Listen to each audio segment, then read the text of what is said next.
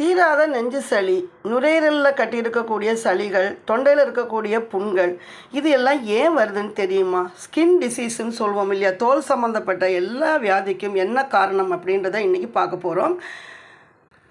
பால் தாங்க காரணம் அப்படின்னு சொல்கிறாங்கங்க. நானும் நிறைய பார்த்துட்டேன். பால் தான் காரணம். ஏன்னா பாலில் இருக்கக்கூடிய கேசினோஜன் அப்படின்ற ஒரு பொருள் தான் இந்த தோல் வியாதியை உண்டு பண்ணுது அப்படின்னு சொல்கிறாங்க. இந்த தோல் நோயை தீர்க்கறதுக்கு பார்த்தீங்கன்னா, தோலில் இருக்கக்கூடிய சருமத்தில் இருக்கக்கூடிய எல்லா விதமான நோயையும் அந்த அரிசி தெரியுது அவங்களுக்கு, கருங்குருவை அரிசி அப்படின்னு சொல்லுவாங்க. இந்த கருங்குருவை அரிசியை நல்லா ஊற வச்சுட்டு நல்லா வேக வைக்கணும்.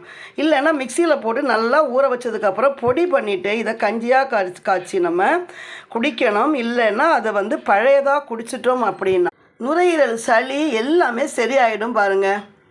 இன்றைக்கி என்னுடைய காலை நேர உணவு இதுதாங்க. இப்போ அடுப்பில் போட்டு வேக வைக்க போகிறேன்.